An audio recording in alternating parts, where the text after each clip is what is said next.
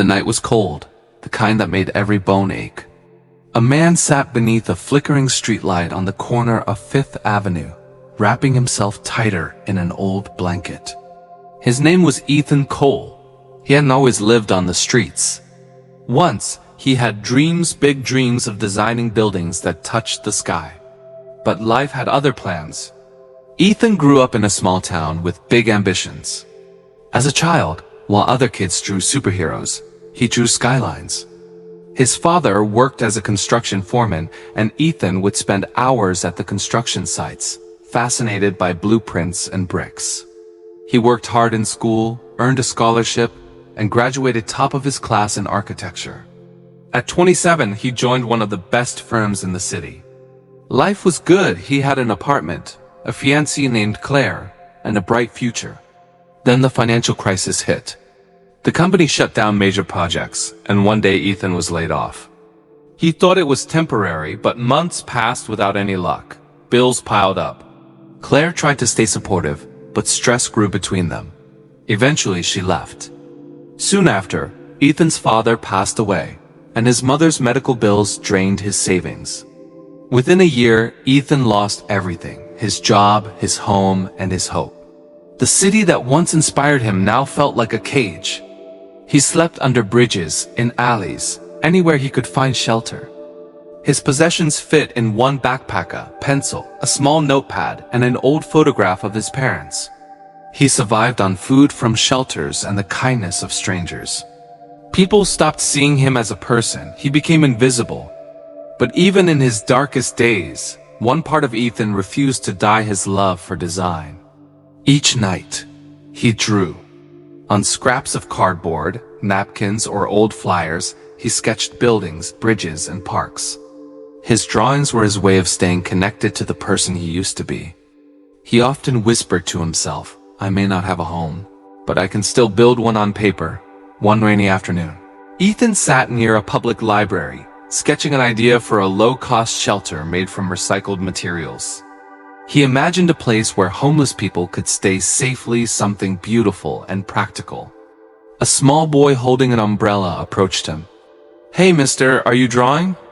Ethan smiled faintly. "Yes, I am. What is it?" the boy asked. "It's a home," Ethan replied. "A home for people who don't have one." The boy's mother rushed over, clearly worried, but when she saw the drawing, her expression softened. "That's really good," she said. Her name was Laura Bennett, an architect who worked for a non-profit organization. Before leaving, she asked, "You're an architect, aren't you?" Ethan hesitated. "I used to be." She handed him her business card. "If you ever want to talk or show your designs, come by this address." Ethan stared at the card for days. He'd been ignored and disappointed too many times to trust anyone. But something about her kindness stayed in his mind. 3 days later, he walked to the address. It was a small office with a banner that said, "Hope Build, affordable housing for all." Laura greeted him warmly. "I wasn't sure you'd come," she said. "I almost didn't," Ethan admitted. He handed her his sketchbook, filled with drawings of shelters, community centers, and parks for the poor. She turned the pages slowly, her eyes widening. "These are incredible. Did you design all this?" Ethan nodded. "You have real talent," she said. "Would you consider working with us?" "We need someone like you." Ethan laughed bitterly. "Look at me. Who would hire a homeless man?" Laura looked him straight in the eyes. "I just did." It wasn't easy at first. Ethan borrowed clothes and showered in the shelter each morning. The first day he walked into the office, people stared. But Laura introduced him as their new design consultant, and that was that. Ethan started small, helping design temporary housing. His first project used old shipping containers as modular homes. It was cheap, durable, and eco-friendly.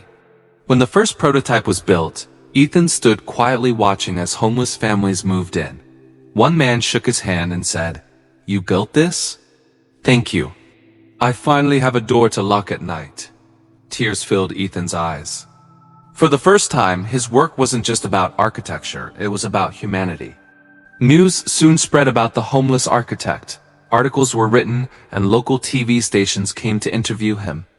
A reporter once asked, "What inspired you to design homes for the homeless?" Ethan thought for a moment. "Because I know what it feels like to sleep under the rain," he said. "I know what it's like to be forgotten. I wanted to build something that makes people feel seen again." The story went viral. Donations poured in, and the city offered funding for expansion. Ethan became a symbol of second chances, yet fame never changed him. Every evening, he still visited the same streets where he once slept, bringing food and blankets to others. He never forgot where he came from. One day, the city council approached him about designing something special, a permanent community space on an old construction site. Ironically, it was the same area where his father had once worked. They wanted apartments, a library, and a small park. Ethan agreed instantly. He spent weeks designing, putting every emotion and memory into the blueprint.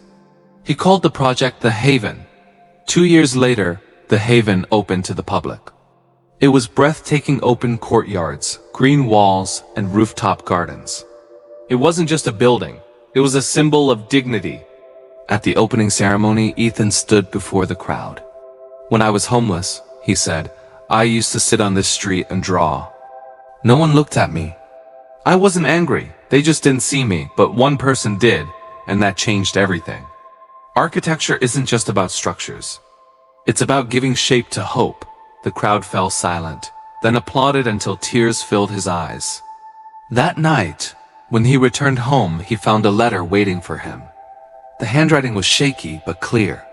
"You don't know me," it said, "but I used to sleep under the same bridge you did. I live in one of your shelters now. I've started working again. Thank you for giving me back my dignity. You built more than a house, you built hope." Ethan closed the letter and smiled. In the following years, Ethan started a program called Blueprints of Hope, teaching homeless youth architecture and design. He told his students, "You can rebuild your life by helping others rebuild theirs." One student once asked, "Do you regret being homeless?" Ethan smiled softly. "No," he said. "Because the streets taught me something no classroom ever could. You can design hope unless you've lived without it." As he grew older, Ethan began his final project, a memorial park for people who never made it off the streets. He wanted a peaceful space with trees, benches, and soft lights that stayed on through the night. He named it "The Light That Never Sleeps." When it was finished, he sat on one of the benches as the sun set. Children played nearby. Families laughed. The world he once dreamed of was real. He took out his old pencil and drew one last sketch, a small house, a tree, and a man smiling beside it. He closed his notebook and whispered, "I'm home." Ethan Cole had once lost everything. But in the end, he built something far greater than buildings. He built a legacy of compassion. His story reminds us that success isn't measured by what we own, but by what we build inside ourselves. Sometimes life breaks us, not to destroy us, but to rebuild us into something stronger. And sometimes the greatest architects are not those who design cities, but those who rebuild broken lives, including their own.